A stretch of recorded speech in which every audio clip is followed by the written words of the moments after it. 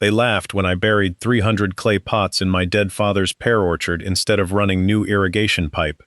That was March of 2020. I had $4,100 left in the bank and a $2 million offer sitting unsigned on my kitchen table. Comment below and tell me where you're watching from if you've ever had to bury something you love to keep it alive. And if you've ever been called foolish by someone in a suit, hit like and subscribe before this gets worse, because it does. Here is what nobody in Comfrey Hollow knew that spring.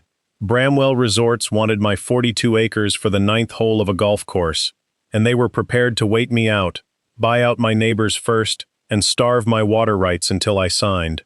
Here is what the county extension office didn't know. My grandmother had used unglazed clay ollas to water this exact soil in the drought of 1977, and the method was written down in my father's ledgers in his own cramped handwriting, page after page, next to rainfall counts and frost dates going back to 1968. And here is what the whole town would eventually find out, standing in the Comfrey Grange Hall 3 summers later, staring at a yield board with my name at the top of it. My name is Delia Rourke. I was 28 when my father, Walter Rourke, died of a stroke behind the wheel of his own truck, 11 months after my mother passed from the same cruel coincidence of a weak heart. He left me 42 acres of pear and Italian plum trees, 40 hives of bees, a farmhouse with a roof that leaked over the east bedroom, and 6 leather ledgers bound in cracked brown hide, each one filled with his observations. Not feelings, observations. The frost came 9 days early this year. The bees swarmed twice before the plum bloom. Soil under the north fence holds water 4 hours longer than soil by the road. He never once wrote that he loved this land. He didn't need to. Every entry was a love letter written in the language of a man who trusted only what he could measure with his own hands. I came back to Comfrey Hollow the week after the funeral, and never left again. I was working logistics for a produce distributor in Portland at the time, a job that paid well and meant nothing, and I gave notice over the phone standing in my father's kitchen with the ledgers stacked on the counter like a small brown fortress. My aunt told me I was making a mistake. She said a woman alone couldn't run 42 acres, that I'd sell within 2 years, that grief was making the decision for me. I didn't argue with her. I never argue twice. I just started reading the ledgers by lamplight, 1 page a night, learning my father's shorthand the way you learn a dead language, because it was the only voice of his I had left. That first winter alone smelled like diesel and wood smoke, and the particular cold mineral scent of frost on bark.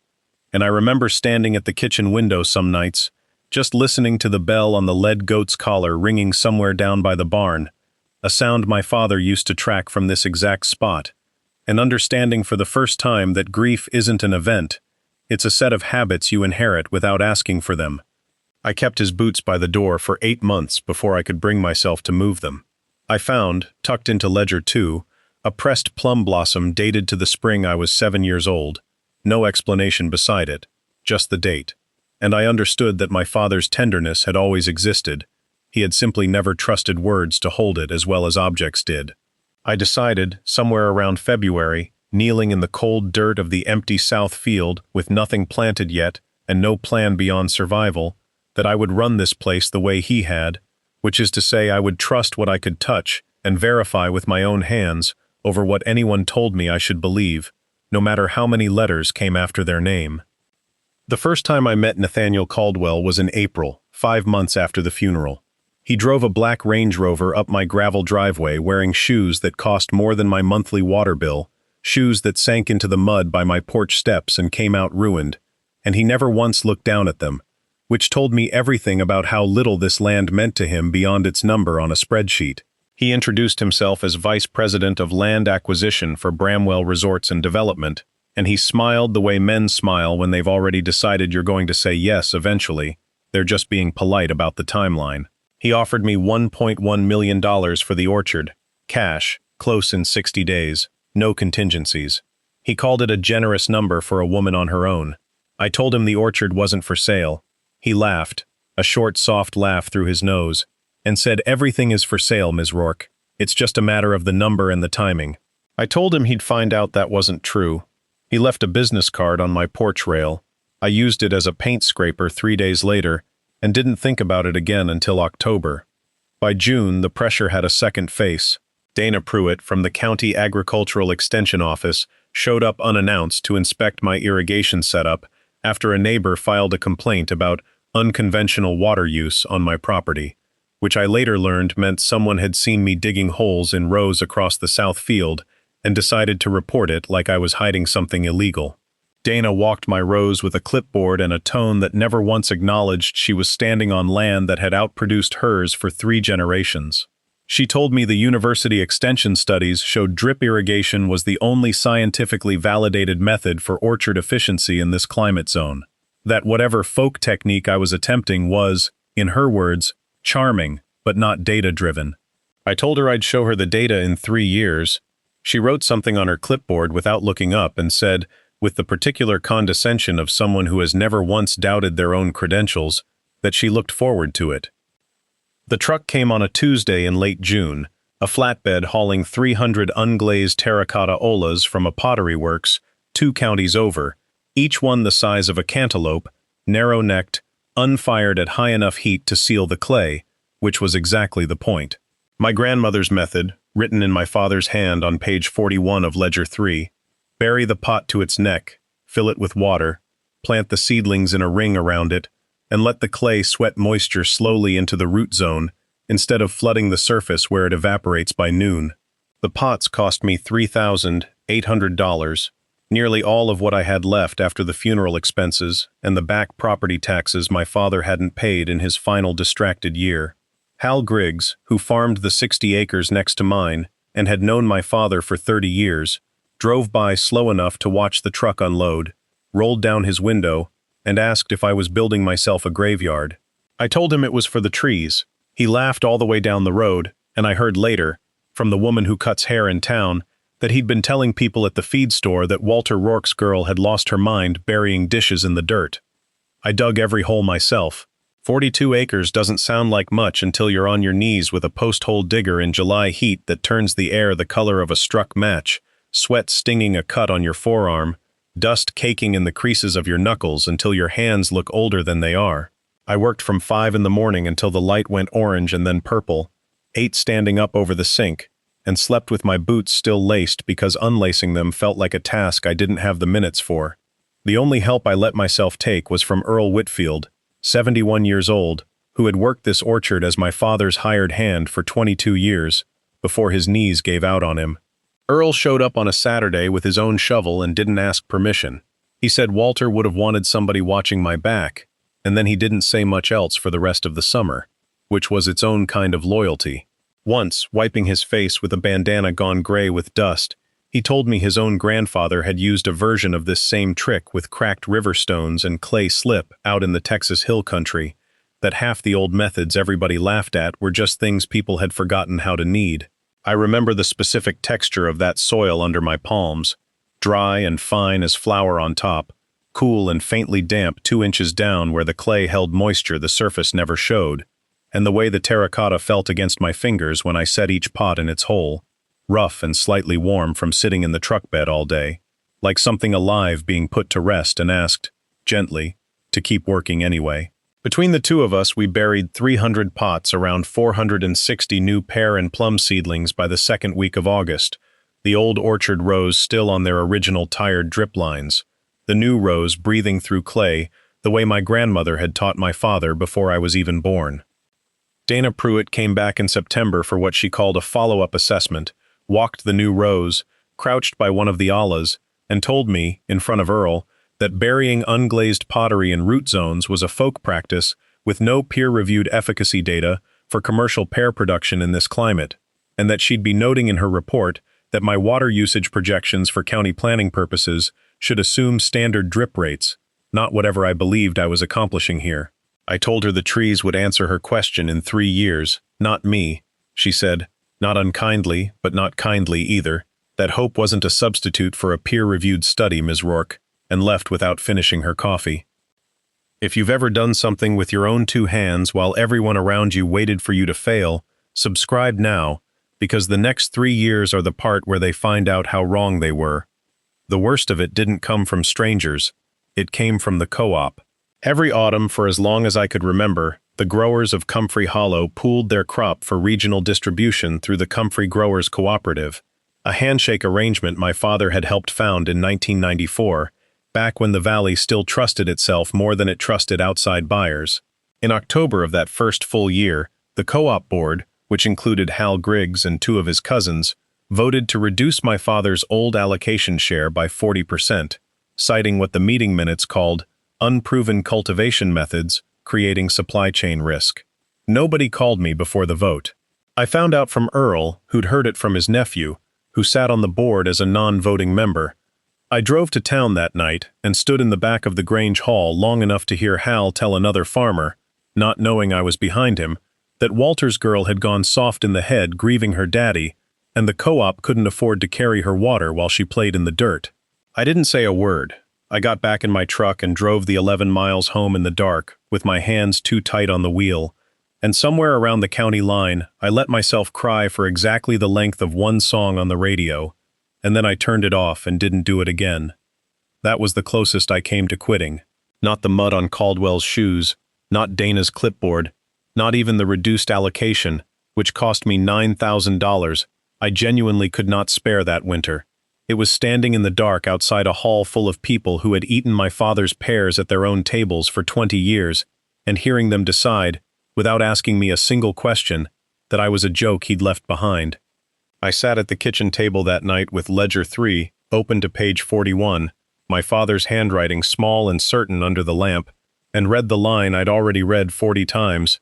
The land doesn't care what the neighbors think of you, it only answers to what you actually do to it. Below that, in a different ink, added years later, neither should you. I read it until the shape of the words meant more than the meaning, until my hands stopped shaking, and then I went out at midnight with a flashlight and checked every Ola in the south field, because that was something real I could do with my hands when nothing else in the world felt solid. The drought that mattered started in April of 2022, though the county didn't declare an official water emergency until June, by which point half the wells along the Ridge Road had already dropped below their pump intakes. It didn't rain a measurable inch for 11 weeks. The reservoir that fed the valley's irrigation district fell to 19% of capacity by mid-July, and the district board, of which Hal Griggs was a member, instituted mandatory rationing, cutting standard drip allocations by 60% for every grower still running conventional lines. I watched it happen from my porch, the way you watch weather coming over a ridge, close enough to feel the pressure change before the first drop falls. Hal's 60 acres, all drip-fed, all surface-watered, showed visible leaf scorch by the first week of August, his early plums dropping undersized and split-skinned onto ground so dry it had cracked into a mosaic, the kind of dry that makes the ground sound almost hollow underfoot, like walking on the lid of something. He lost, by his own later admission at a co-op meeting, close to a third of his crop that year. 3 other growers along the ridge lost more. The county extension office issued a bulletin in September acknowledging, in language so careful it nearly disappeared, that alternative subsurface irrigation techniques demonstrated notable resilience under extreme deficit conditions this season, which was Dana Pruitt's office finding a way to say "I told you so" without saying my name. My orchard used 1/8 the water that summer that Hal's did, because a buried clay pot doesn't lose moisture to evaporation, wind, or the sun beating flat across open ground. It releases exactly what the roots pull and nothing more, exactly as my grandmother had known before there was a study to confirm it, exactly as my father had trusted enough to write down without ever needing to be believed. My pear trees didn't just survive. They fruited heavier than the year before, sugar content up, skin unblemished, because a tree that isn't fighting for water every day of August spends that energy instead on the fruit. I harvested 9 tons off the new rows alone that October, at a wholesale price of $1.10 a pound for premium heirloom pears, a number I wrote in my own ledger, 7th line, in handwriting that was starting, without my meaning it to look exactly like his. The bees told the story before the yield board ever did. My 40 hives, inherited alongside the ledgers, worked the plum bloom that drought spring with none of the sluggish, dehydrated confusion Earl said he'd seen in colonies along the ridge, where flowers wilted before the pollen could even be gathered properly. I'd stand near the hives some evenings just listening, the low, steady hum settling into something almost like breathing, and I knew, the way you know weather in your joints before the sky admits it, that whatever was happening underground in those clay pots was keeping the whole small ecosystem of this place alive, not just the trees.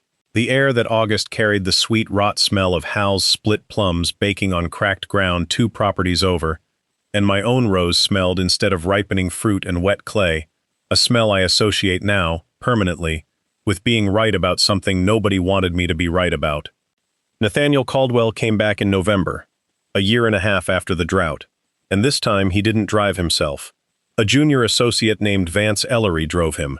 Carrying a leather portfolio, he kept adjusting the whole walk up my driveway like it was the only thing anchoring him to the conversation.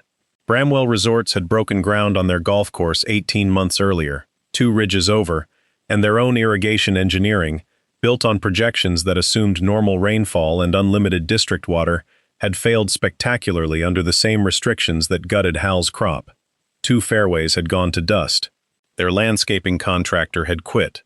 The county was refusing to approve their Phase 2 water permit until they could demonstrate, in writing, a drought-resilient irrigation plan, and someone on Bramwell's board, reviewing the Extension Office's September bulletin, had put my name in front of Caldwell with a single instruction: fix this. He stood in my kitchen, the same kitchen where he'd once offered me $1.1 million like it was a kindness, and asked, with considerably less confidence in his shoes, and considerably more in his voice than the first visit, whether I would consult on an irrigation retrofit for the resort, for a fee, or alternatively, whether I might reconsider selling, now that the numbers had changed so favorably in my direction. Vance opened the portfolio to show me a revised offer, $1.9 million, underlined twice. I let the silence sit long enough that Vance shifted his weight twice, and then I told Caldwell the land still wasn't for sale, but I'd think about the consulting fee, on my terms, and he could have my answer at the co-op's harvest meeting in December, in front of the board, not in my kitchen. I watched something shift behind his eyes when he understood I meant it. He'd come here twice now expecting a woman he could out-negotiate, and twice now he was leaving with less than he arrived with. The Comfrey Grange Hall was full on the second Saturday of December, folding chairs set out in rows for the annual harvest meeting, the same room where I'd once stood unseen in the back and heard Hal Griggs call me soft in the head. This time the co-op secretary had posted the yield board at the front of the room, a whiteboard tallying every grower's tonnage, allocation share, and per-pound price for the year, a tradition older than the building itself, the whole hall smelling like burnt coffee and wet wool coats and, faintly, the cider someone always brought for the potluck table at the back, a smell I'd known my whole life and had once associated only with my father standing near that same table, laughing with men who respected him. My line read 9.4 tons off the new rows alone, allocation restored in full plus a 2% bonus share. The board had voted back to me in October, once the numbers were undeniable, at $1.18 a pound, after a strong late-season market. Hal's line, 2 rows above mine, still showed the scar of 2022, a crop down 31% that year, only partially recovered since. Dana Pruitt was there in an official capacity, seated near the front with a different clipboard, and Caldwell was there too, in the back this time instead of the front, with Vance beside him, because I had told him plainly this was the room where he'd get his answer, and he had shown up exactly as instructed, which told me the balance of power had finished tipping before either of us said a word. I stood at the front when the secretary called my name, and I didn't raise my voice, because I never do. I told the room that the method they'd laughed at for 2 summers had used 1/8 the water of standard drip irrigation during the worst drought this valley had seen in 40 years. That the number on the board behind me wasn't luck. It was 3 years of my father's handwriting and my grandmother's clay pots and my own 2 hands in the dirt at 5 in the morning, and that I'd be happy to teach anyone in this room the method for the cost of a season's labor. No royalty, no patent, because the land doesn't belong to the person who profits fastest off it. It belongs to whoever's willing to wait for it. Dana Pruitt stood up from her chair and said, in front of the whole hall, that the Extension Office would like to formally document my methods for the regional bulletin, calling them, this time, a validated low-input irrigation technique meriting further study. The same folk practice she'd once dismissed with a clipboard, now getting her professional endorsement because the data had finally forced her hand. Then Caldwell stood and asked, in front of every neighbor who'd once watched him offer me over $1 million like a favor, whether I'd accept the consulting position on Bramwell's terms or whether I had terms of my own. I told him I had terms of my own, and I named a number and a condition that Bramwell would fund a public water resilience workshop taught by me, free to every grower in the valley including him, and Caldwell, standing in a room full of people who remembered exactly how he'd once talked to me, said yes before he'd finished sitting back down. Hal Griggs converted 18 of his 60 acres to the OLA method the following spring, quietly, without ever once mentioning the feed store or the graveyard remark, and by the third year, he was sending his nephew to ask me questions instead of asking me himself, which was as close to an apology as I ever got from him, and honestly, all I ever needed. Dana Pruitt was reassigned 2 years later to lead a regional sustainable irrigation initiative modeled substantially on my father's notes, a title that let her keep her authority while quietly admitting whose knowledge it had actually been. She still visits every spring, and we've come to an understanding that looks, from a distance, almost like respect. Vance Ellery left Bramwell within a year to start his own agricultural water rights consultancy and sent me a card that Christmas that read, simply, "Thank you for not gloating," which I appreciated more than he probably intended. Nathaniel Caldwell paid the consulting fee, funded 3 years of the workshop as promised, and never once tried to raise the subject of buying the orchard again. The last time I saw him, at the workshop's final session, he asked, without any of the old polish in his voice, what my father would have thought of how this all turned out, and I told him my father never once cared what turned out, only what was done right along the way, and Caldwell, for the first time in 5 years of knowing him, had nothing clever to say back. I am 41 years old now. The orchard runs 81 acres, the 60 from the Griggs family added to my own after Hal retired and sold to me directly, rather than to any developer, at a price he insisted on setting low himself, telling me flatly that he owed it, not to me, but to the land, which was the closest that man ever came to poetry. There are 1,140 olas buried across these rows, every one of them dug by hand, none of them by machine, because some things lose their meaning the moment you make them easy. I have never sold the method to a company, never licensed it, never let anyone package it into something that could be marketed faster than it could actually be understood, because the whole point was always that it takes years, not weeks, and anyone selling you a shortcut through patience is selling you something my father would have thrown straight into the burn pile.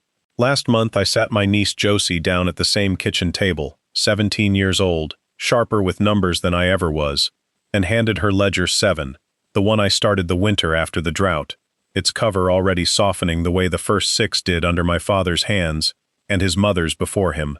She asked me what the point of writing everything down was, if she could just remember it. I told her, memory bends to what you want it to say. Paper doesn't. She's been writing in it every week since planting season, in her own hand, which is nothing like mine yet, and nothing like his, careful and looping where his was cramped, and mine has gone somewhere in between, and I wonder sometimes what she'll be measuring in this valley 30 years from now that none of us have thought to watch for yet. I told her the same thing my father never got the chance to tell me directly, because he only ever wrote it down. The land doesn't owe you results on your schedule, it owes you results on its own, and your only job is to pay close enough attention that you're standing there ready when they finally come. There's an apple orchard 2 counties north, where a woman just inherited 1,100 acres, and a set of bee boxes nobody in 3 generations ever dared to open, and what she found inside them when she finally did is the reason I haven't slept right in 2 nights. So if patience is a language you're fluent in, you already know why you should follow wherever that story is waiting for you next. And if you've read this far without once looking away, you already know you're going to hit subscribe before you go looking for it.